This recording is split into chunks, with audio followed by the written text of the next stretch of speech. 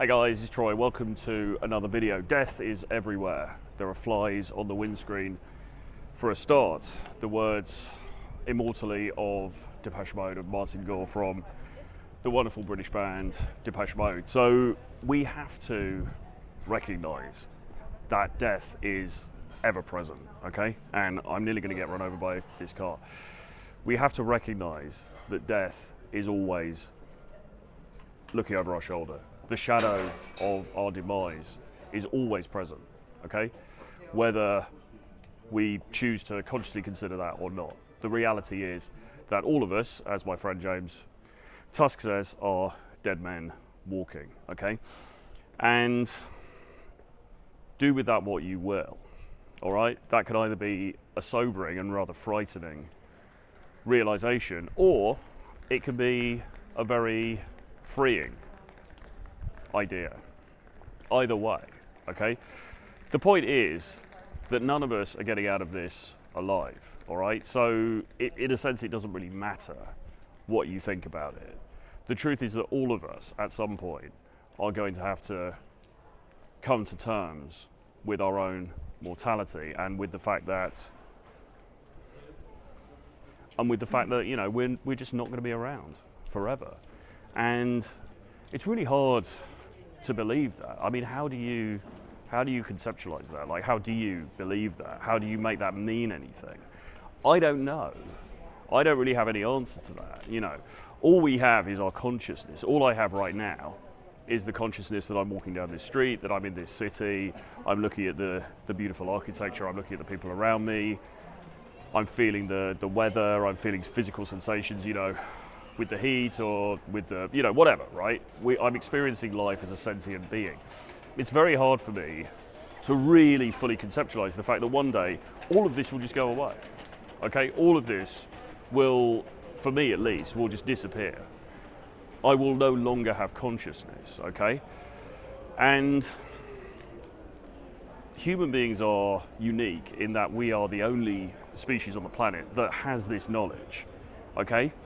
And the anti-natalists argue that this is why it's immoral to bring a child into the world, because you are, in doing that, condemning them to the awareness of their own mortality, which is a really onerous thing to have to hold, okay?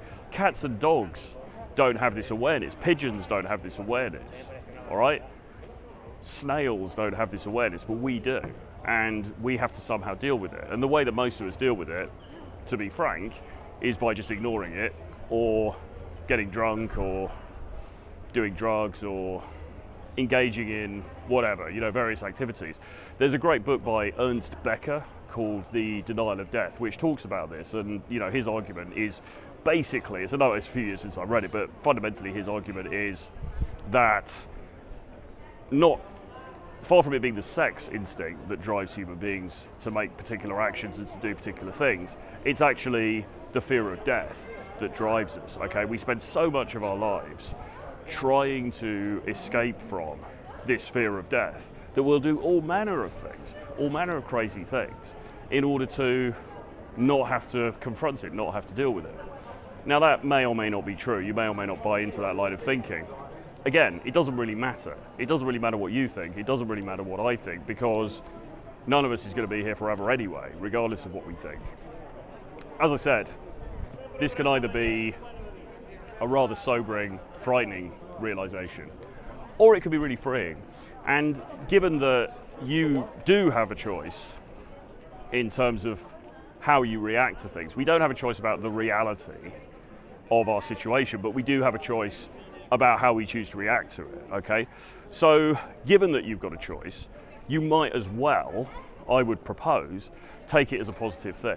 You might as well say, okay, so given that my time here is finite, I'm going to squeeze every last drop of fun and enjoyment and pleasure and meaning out of this experience as I can. Because why not? The time is going to pass anyway. So you might as well frame it as a positive, all right? And when you then frame it as a positive, you start to think, well, okay, there is a finite amount of time here. So what am I going to do with that time? Okay? And society and other people, and more importantly even than other people, your belief about what other people are thinking and what they want for you is probably holding you back to some extent, okay? Because you're so concerned with, okay, well, society tells me I should do this, my mother says I should do that, my father thinks I should do the other. And you're kind of going along with those scripts, you're kind of going along with those narratives because you think that's the right thing to do. You know, my friends are all doing this. You think that's the right thing to do. And you're likely losing sight of whatever it is that you want. Now, it might be that what you want genuinely accords with the scripts that these other people are presenting to you. And if it does, that's great. But if it doesn't, then there's an issue because, once again, our time here is finite. It's not forever. And when you recognize that, and when you also recognize that in 50 years, pretty much everybody that we see around us now is not going to be here anymore, is not going to be on this planet anymore. So the fact that I'm walking over this bridge and I'm talking to this camera, and maybe some of these people are thinking, this dude's an idiot, it doesn't really matter. They're not even going to remember it tomorrow. They're not even going to remember it tonight, let alone, next week or next year. And I'm not going to remember this. In a couple of days, I'll probably forget, oh yeah, I did that thing on that bridge that time. Oh, wasn't that cool? Or wasn't that fun or whatever? None of this stuff, these actions that you take, just don't really matter. They don't materially make any difference to anybody's life, okay? So, all of these things together, these realizations, it really frees you up. And so much of our lives, we are frightened about what other people think. And when you take this into the dating context, oh, I was in the bar, I saw this really attractive woman, I wish I plucked up the courage to go and say hello to her, but there were some other people there and I was worried because what if she rejects me, blah, blah, blah. When you put it in the context of your mortality, of your very short time on this planet, you realize it just doesn't matter. It really doesn't. And this is when you realize that fear of rejection, which is such a common problem, is such a stupid thing. And that's not to denigrate anybody who fears rejection, because we've all been there, right? There's another reason for that mechanism, right? There's a biological underpinning for that, and fine, it is what it is. But when you think about it logically, you realize this is just absolutely absurd. This is like ridiculously absurd that I'm worried about what this finite group of people in this particular situation may or may not think about me, when those people aren't even going to remember it tomorrow. And in the big scheme of your life, it's absolutely meaningless. Okay, it really is absolutely meaningless. Memento mori, right? Seize the day, live for today, okay? Or remember death, right? Remember death because it's coming. And then when you remember death, think about, okay, so what am I going to do now? Okay? It's like, okay, this is the reality. This is how things are. This is how it's going to end up for me. So what do I do now? And there's this huge wealth of possibility, all right? Look, we live in this huge, populous, wonderful, confusing, tormented, beautiful reality, okay? And the possibilities for us are multitudinous, all right?